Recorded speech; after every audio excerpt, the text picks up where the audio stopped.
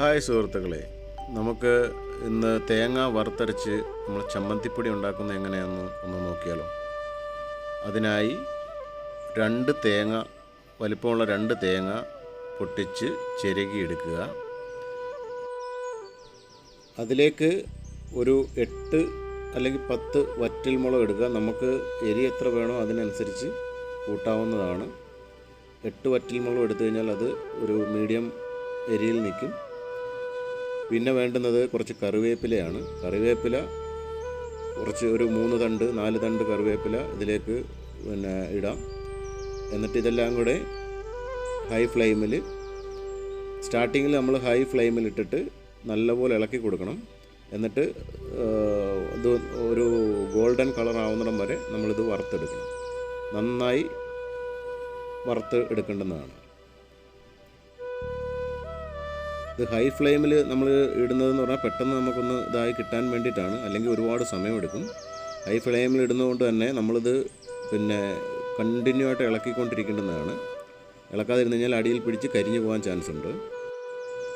ഇപ്പോൾ നിങ്ങൾക്ക് കാണാം, ചെറിയ രീതിക്ക് ഗോൾഡൻ കളറായി തുടങ്ങിയിട്ടുണ്ട്. ഇതൊന്നും പോരാ, നല്ലതുപോലെ ഗോൾഡൻ കളറായി വരേണ്ടുന്നതാണ്. അതുപോലെ നല്ലതായിട്ട് ഇളക്കിക്കൊണ്ടിരിക്കുകയും വേണം. ഇപ്പോൾ ഇത് നല്ല ഗോൾഡൻ കളറായിട്ടുണ്ട്. ഇനി നമ്മൾക്ക് ഇതിലേക്ക് 1 ടേബിൾ സ്പൂൺ മല്ലിപ്പൊടി ചേർത്ത് കൊടുക്കണം. മല്ലിപ്പൊടി ചേർത്തിട്ട് നല്ല രീതിക്ക് ഇളക്കി കൊടുക്കുക. ഇളക്കി യോജിപ്പിച്ചെടുക്കണം. അതിനുശേഷം നമുക്കിതിലേക്ക് കുറച്ച് കായപ്പൊടി ചേർത്ത് കൊടുക്കണം. കായം പൊടിയാണ് ചേർത്ത് കൊടുക്കേണ്ടുന്നത്. പാകത്തിന് കായപ്പൊടി ചേർത്ത് നല്ല രീതിക്ക് ഇളക്കി യോജിപ്പിക്കുക.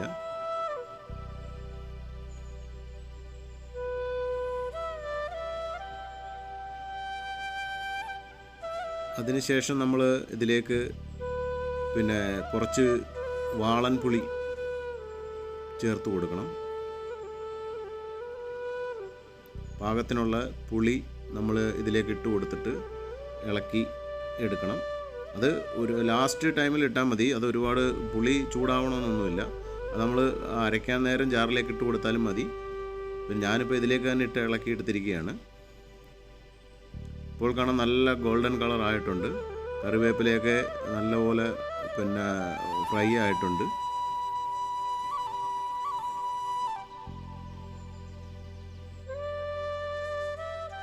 ഇനി നമുക്ക് ഇതിൻ്റെ ഫ്ലെയിമിൻ്റെ ആവശ്യമില്ല. ഫ്ലെയിം ഓഫ് ചെയ്താലും നമ്മൾ ഇത് ഇളക്കിക്കൊണ്ടേ ഇരിക്കുക.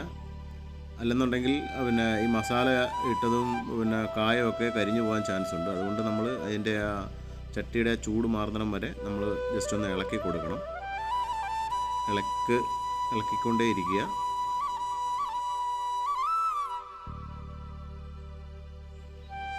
അതിനുശേഷം ഒരു മിക്സിയുടെ ജാറിലേക്ക് നമ്മളിതെല്ലാം കോരി മാറ്റിയെടുക്കുക.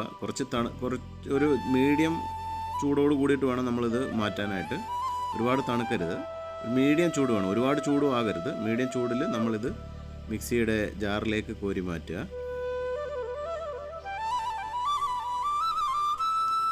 നമ്മൾ സാധാരണ ചട്നിയൊക്കെ അടിക്കുന്ന രീതിക്ക് കണ്ടിന്യൂ മിക്സിയിലിട്ട് അടിച്ചുകൊണ്ടിരിക്കരുത്. ഇത് അടിക്കുന്നതിന് കൊണ്ടൊരു രീതി.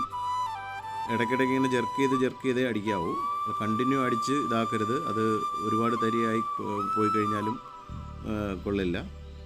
അതുകൊണ്ട് ശ്രദ്ധിച്ചടിക്കുക. മിക്സിയിലേക്ക് ഇട്ടിട്ട് ഒന്ന് ജെർക്ക് ചെയ്യുക, വീണ്ടും ഒന്നുകൂടി ജെർക്ക് ചെയ്യുക. അങ്ങനെ ജെർക്ക് ചെയ്ത് ഒരു 5 വട്ടം ഓഫ് ചെയ്ത് ഓണാക്കി അടിക്കുക.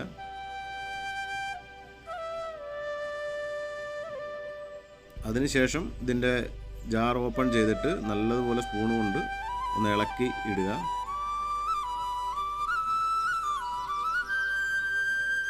ഇളക്കി ഇട്ടതിന് ശേഷം വീണ്ടും ഒരു 6 തവണയും കൂടി ഇത് അടിച്ച് റെഡിയാക്കുക.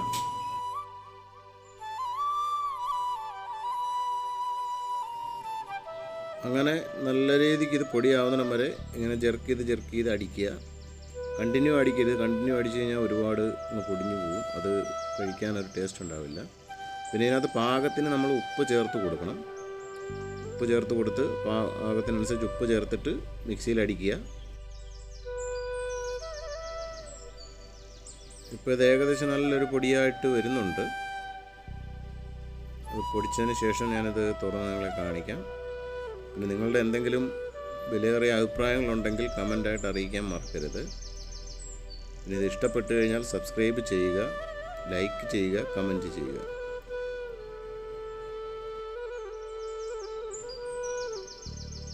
ഇപ്പോൾ ഇത് നല്ല പൊടിയായിട്ടുണ്ട്. നമുക്ക് ചോറിനകത്തൊക്കെ ഇട്ട് പുരട്ടി കഴിക്കത്തക്ക രീതിയിൽ പാകത്തിനുള്ള പൊടിയായിട്ടുണ്ട്. ഇനിയിപ്പോൾ നമ്മൾ ഇത് നല്ല രീതിക്ക് ഇളക്കിയിട്ട് വേറൊരു ഒരു ഡബ്ബയ്ക്കകത്തോട്ട് ഇതിനെ നമ്മൾ ഇട്ട് വെക്കുക. ഇട്ട് അടച്ച് സേഫ്റ്റി ആയിട്ട് വെച്ച് കഴിഞ്ഞാൽ നമുക്കിത് 1 മാസം വരെ കണ്ടിന്യൂ ചെയ്ത് കഴിക്കാവുന്നതാണ്. ചോറൊക്കെ കഴിക്കുമ്പോൾ മറ്റ് കറികളൊന്നും ഇല്ലെങ്കിലും ഈ ഒരു ചമ്മന്തിപ്പൊടി മാത്രം ഉപയോഗിച്ച് നമ്മൾക്ക് കഴിക്കാവുന്നതാണ്. ഇതൊന്നും പൊതുവെ മലയാളികൾക്കാർക്കും പറഞ്ഞു കൊടുക്കേണ്ടതല്ല, ഇതെല്ലാവർക്കും അറിയാവുന്നതാണ്. അപ്പം ഇത് ഗൾഫിലും വിദേശത്തൊക്കെ ജോലി ചെയ്യുന്നവരും ഇതുപോലെ പിന്നെ കേരളത്തിന് വെളിയിലൊക്കെ ജോലി ചെയ്യുന്നവരൊക്കെ ഇതൊക്കെ ഒന്ന് ട്രൈ ചെയ്ത് നോക്കുക. എന്നിട്ട് സ്വന്തമായിട്ട് ഉണ്ടാക്കി ഇതുപോലെ കഴിക്കാവുന്നതാണ്. നമ്മളെല്ലാ വട്ടവും നാട്ടിലൊക്കെ പോയിട്ട് വരുമ്പോൾ നമ്മൾ ഇതുപോലെ ചമ്മന്തിപ്പൊടി മസ്റ്റായിട്ടും എല്ലാ മലയാളികൾ കൊണ്ടുപോകുന്നതാണ്. അപ്പോൾ ഇത് നമുക്ക് സ്വന്തമായിട്ട് ഇതുപോലെ ഉണ്ടാക്കി കഴിക്കാവുന്നതുമാണ്. അപ്പോൾ എല്ലാവരും സപ്പോർട്ട് ചെയ്യുക. അപ്പോൾ അടുത്തൊരു വീഡിയോയുമായി കാണുന്നിടം വരെ ബൈ.